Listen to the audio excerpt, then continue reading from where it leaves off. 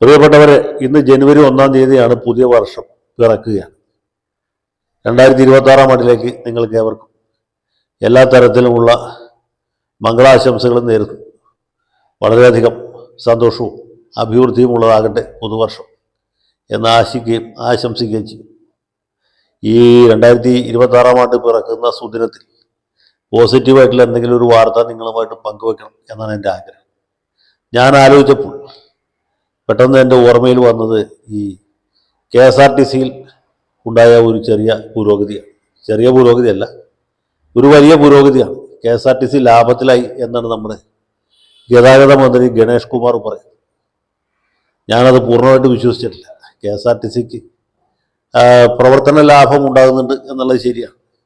പല ദിവസങ്ങളിൽ ചെലവിനേക്കാൾ കൂടുതലാണ് കളക്ഷൻ കിട്ടുന്ന പൈസ എന്നുള്ളതുകൊണ്ട് തൽക്കാലം ലാഭമാണ് എന്ന് വേണമെങ്കിൽ പറയാം. പക്ഷേ KSRTCയുടെ സഞ്ചിത നഷ്ടം എന്ന് പറയുന്നത് കോടാനുകോടി രൂപയാണ്. അത് ഗണേഷ് കുമാറല്ല, മരിച്ചുപോയ ബാലകൃഷ്ണപിള്ള സാറല്ല, ഇനി സാക്ഷാൽ പടച്ചാമ്പുരാൻ തന്നെ ഗതാഗത മന്ത്രിയായിട്ട് വന്നാലും KSRTCയുടെ MD ആയിട്ടിരുന്നാലും അതിൽ മാറ്റമൊന്നും വരാൻ പോകുന്നില്ല. KSRTCയെ സമ്പൂർണ്ണമായ നഷ്ടത്തിൽ നിന്ന് വമ്പിച്ച ലാഭത്തിലേക്ക് കരകയറ്റാനായിട്ട് ആര് വിചാരിച്ചാലും നടക്കില്ല. അതൊക്കെ അത്യാഗ്രഹമല്ല, ദുരാഗ്രഹമാണ്. നമുക്ക് അത്രയൊന്നും ആഗ്രഹിക്കാൻ പാടില്ല.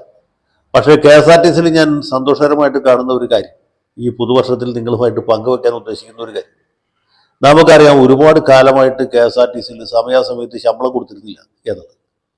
KSRTCയിൽ പിരിഞ്ഞുപോയ ആൾക്കാർക്ക് പെൻഷൻ കൃത്യമായിട്ട് കിട്ടിയിരുന്നില്ല. അത് ഏതാണ്ട് തിരുവഞ്ചൂർ രാധാകൃഷ്ണൻ ഗതാഗത മന്ത്രിയായിരുന്ന കാലത്ത് മുതൽക്ക് അങ്ങനെയാണ്, അല്ലെങ്കിൽ അതിനു മുമ്പോട്ട് അങ്ങനെയാണ്. കാരണം KSRTCയിൽ നഷ്ടം ഭയങ്കരമാണ്. KSRTCക്ക് കൊടുക്കാനുള്ള പൈസ സർക്കാർ കൊടുക്കുന്നുമില്ല. അങ്ങനെ വന്നപ്പോൾ പെൻഷൻ മുടങ്ങുന്നു, ശമ്പളം മുടങ്ങുന്നു, ശമ്പളം വളരെ വളരെ താമസിക്കും. അത് കഴിഞ്ഞ് ഇടതുപക്ഷ സർക്കാർ വന്നപ്പോൾ KSRTC ജോലിക്കാർ, കണ്ടക്ടർമാരും ഡ്രൈവർമാരൊക്കെ വലിയ പ്രതീക്ഷ വെച്ച് പുലർത്തി. ഇത്തവണ നന്നാവും എന്ന് വിചാരിച്ചു. പക്ഷേ ഗതാഗത വകുപ്പ് മണ്ണിനും ചുണ്ണാമ്പിനും കൊള്ളാത്ത AK ശശീന്ദ്രനെയാണ് ഏൽപ്പിച്ചത്. ശശീന്ദ്രൻ രാജിവെച്ചപ്പോൾ അത് പോയിട്ട് ചാണ്ടി ഏൽപ്പിച്ചു. ചാണ്ടിക്കുണ്ടോ KSRTC? ചാണ്ടി രാജിവെച്ചപ്പോൾ പിന്നെയും ശശീന്ദ്രനെ ഏൽപ്പിച്ചു. ശശീന്ദ്രൻ അവിടെ ഇരിക്കാനും വേറെ ആളുകൾ കാര്യങ്ങൾ നടത്താനും എന്ന നിലയിലേക്ക് പോകുന്നു. അവർ വിരൽ വെക്കുന്നിടത്ത് ഒപ്പിടുന്ന ജോലി മാത്രമായി ശശീന്ദ്രൻ. അവിടുത്തെ ട്രേഡ് യൂണിയൻ നേതാക്കന്മാരും ക്ഷീണിക്കുന്നു. ഇളമരം കരിയമാണെങ്കിലും ആനത്തലവട്ടോ ആനന്ദനാണെങ്കിലും KP രാജേന്ദ്രനാണെങ്കിലും ഒക്കെ ഒരുപാട് ഒച്ചയും ബഹളമൊക്കെ ഉണ്ടാക്കി സമയാസമയത്ത് ശമ്പളം കൊടുക്കാൻ വേണ്ടി. പക്ഷെ ഒന്നും സംഭവിച്ചില്ല, യാതൊന്നും സംഭവിച്ചില്ല. ശശീന്ദ്രൻ 5 കൊല്ലം ഉന്തിയും തള്ളിയും നീക്കിയും നിരങ്ങിയും ഒക്കെ ആയിട്ട് കടന്നുപോയി. രണ്ടാം പിണറായി സർക്കാർ വന്നപ്പോൾ പിടിച്ചതിലും വലുതും മാളത്തിൽ എന്ന് പറഞ്ഞ അവസ്ഥയിൽ നമ്മുടെ ആന്റണി രാജു ഗതാഗത മന്ത്രി, അതോടെ KSRTCയുടെ ആക്സിൽ ഓടിഞ്ഞു, ബ്രേക്ക് പൊട്ടി എന്ന അവസ്ഥയിലെത്തി. അദ്ദേഹം പുതിയ പുതിയ സർവീസുകൾ ആരംഭിച്ചു. പലവിധ പരിഷ്കാരങ്ങളും KSRTCയിൽ അരങ്ങേറ്റി. ഗതാഗത വകുപ്പ് മൊത്തത്തിൽ വിപ്ലവകരമായ മാറ്റങ്ങൾക്ക് വിധേയമാക്കി. ചുരുക്കി പറഞ്ഞാൽ മനുഷ്യ ജീവിതം അസാധ്യമായി. ഹൈക്കോടതിയിൽ ദേവൻ രാമേന്ദ്രൻ എന്ന് പറഞ്ഞൊരു ജഡ്ജി ഉള്ളതുകൊണ്ട് മാത്രമാണ് പല മാസങ്ങളിലും KSRTC ജോലിക്കാർക്ക് 2 ഗഡുവായിട്ട് അല്ലെങ്കിൽ 3 ഗഡുവായിട്ടൊക്കെ ശമ്പളം കിട്ടിയത്. പിന്നെ അതും കുഴപ്പത്തിലായി. ദേവൻ രാമേന്ദ്രനെ ബെഞ്ച് മാറ്റിക്കാനുള്ള ശ്രമം വരെ സർക്കാരിൻ്റെ ഭാഗത്തുനിന്നുണ്ടായി. ദേവൻ രാമേന്ദ്രൻ ആ ജൂറിസ്ഡിക്ഷനിൽ ഇത് പോയി കഴിഞ്ഞാൽ പിന്നെ KSRTCയിൽ ഡ്രൈവർമാർക്കും കണ്ടക്ടർമാർക്കും ചെക്കിംഗ് ഇൻസ്പെക്ടർമാർക്കും ATOമാർക്ക് ശമ്പളം കൊടുക്കണ്ട എന്നുള്ളതായിരുന്നു സർക്കാരിൻ്റെ നിലപാട്. ഏതായാലും അങ്ങനെ ഒരു അന്തരാള ഘട്ടത്തിലാണ് KP ഗണേഷ് കുമാർ ചുമതലയേറ്റത്. അദ്ദേഹത്തിൻ്റെ പരിശ്രമഫലമായിട്ടാണ് എന്ന് കരുതപ്പെടും, അല്ലെങ്കിൽ ഉദ്യോഗസ്ഥന്മാരുടെ കൂടി സഹായ സഹകരണങ്ങൾ കൊണ്ടായിരിക്കും ഇപ്പം കഴിഞ്ഞ ഏതാനും മാസങ്ങളായിട്ട് KSRTCയിലെ കണ്ടക്ടർമാർക്കും ഡ്രൈവർമാർക്കും മറ്റെല്ലാ ജീവനക്കാർക്കും മാസാമാസം ശമ്പളം കിട്ടാൻ തുടങ്ങി. 1-ാം തീയതി അല്ലെങ്കിൽ 31-ാം തീയതി തന്നെ ഇവരുടെ അക്കൗണ്ടിൽ പൈസ വരാൻ തുടങ്ങി.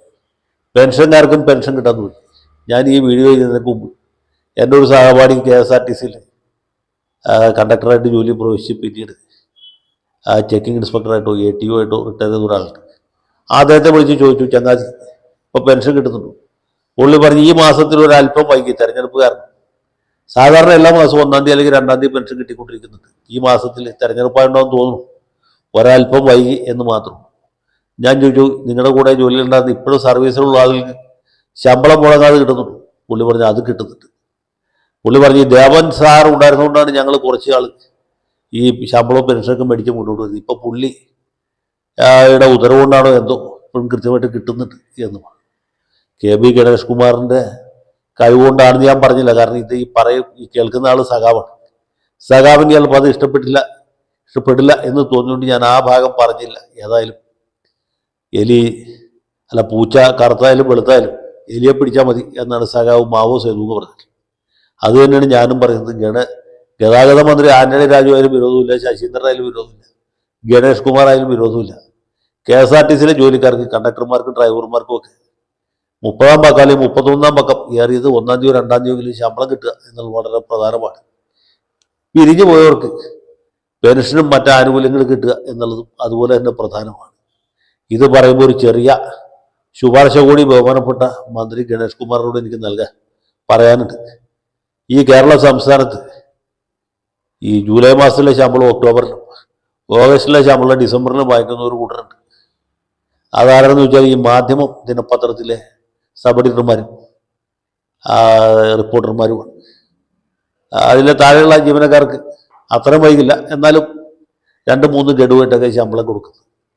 ആ സ്ഥാപനത്തിൻ്റെ മാനേജ്മെൻറ്റ് കൂടി KSRTCയുടെ കീഴിൽ വരുത്തുകയാണെങ്കിൽ വലിയൊരു ഉപകാരമായിരിക്കും. ആ ഒരു ദീനാനുകമ്പ പ്രകടിപ്പിക്കുന്ന ഒരു നടപടിയായി തീരും എന്നാണ് എൻ്റെ പ്രതീക്ഷ.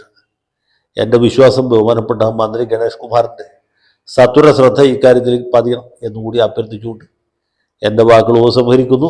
എല്ലാ പ്രേക്ഷകർക്കും ഒരിക്കൽ കൂടി നവവത്സര ആശംസകൾ നേരുന്നു.